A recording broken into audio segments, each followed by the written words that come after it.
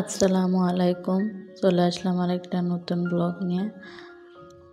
আজকে আমি আপনাদের সাথে শেয়ার করব ভাত দিয়ে পায়েসের রেসিপি। এই রেসিপিটা আমি বাচ্চাদের জন্য বানাবো।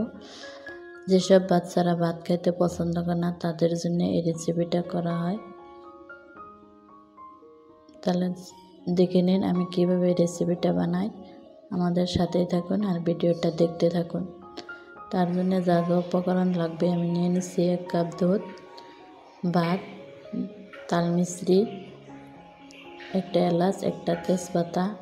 আপনারা বাদামও ব্যবহার করতে পারেন, আমি বাদাম ব্যবহার করি নাই। আমি আগে চুলায় গাখিরটা ভালো করে ঘন করে জাল দিয়ে নেব।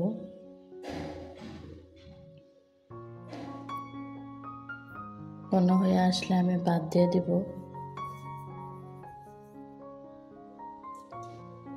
রেসিপিটা খুব সহজ, বানাইতেও অল্প সময়ে হয়ে যায় আর বাচ্চারা খুব খুশি মনে খায়। রেসিপিটা খুব স্বাদও লাগে, বড়রাও খাইতে পারেন।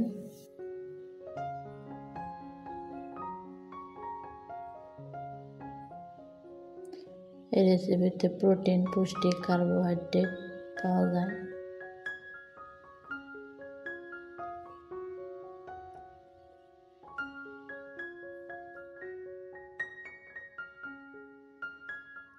অনবরত লাড়তে হবে, নাহলে তলে লেগে যাবে।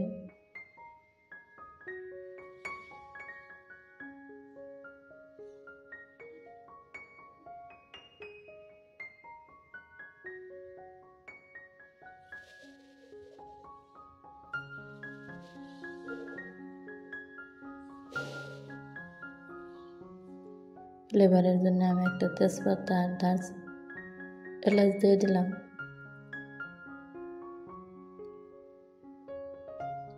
ঘন হয়ে আসছে প্রায়। 1 বছরের নিচের বাচ্চাদের জন্য বানালে পুরো গাখিরটা ব্যবহার করবেন না, ফর্মুলা গাখিরটা বানিয়ে নেবেন।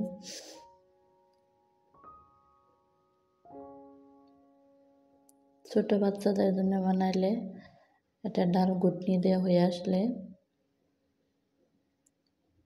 অল্প ব্লেন্ড করে নেবেন।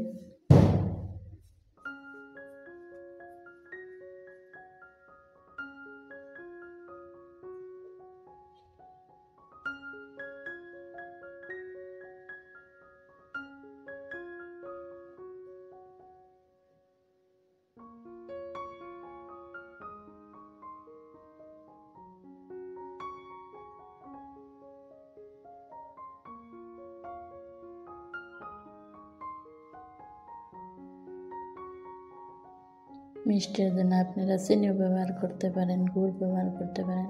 আমি আমার ছেলেকে তাল মিছরি খাওয়াই, তাই তাল মিছরি ব্যবহার করব।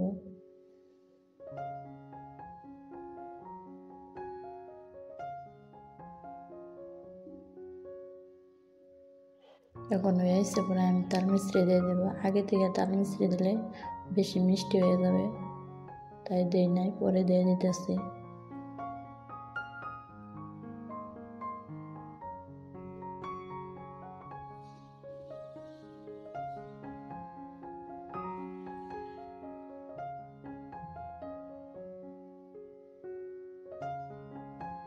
এখন আরো ঘন হয়ে আসছে, অনবরত নাড়তে থাকতে হবে।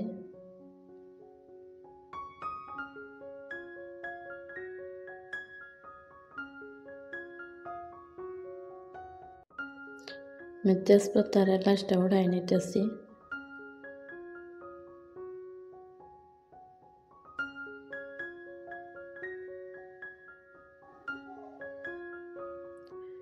হয়ে আসছে, প্রায় ঘন হয়ে আসছে। এখন অনবরত লাড়ান রাখবো, নাড়লে তলে লাগে যাবে।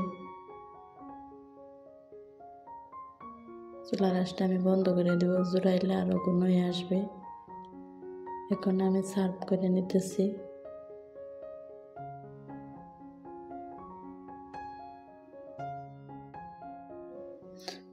আমার ছেলের খাওয়া দেখে আপনারা মাশাআল্লাহ বলবেন, তাতে কার নজর না লাগে। আজকের ভিডিওটা যদি আপনাদের একটু ভালো লাগে থাকে লাইক দিবেন, আর যারা যারা নতুন দেখছেন আমার চ্যানেলটা সাবস্ক্রাইব করবেন আর আমাদের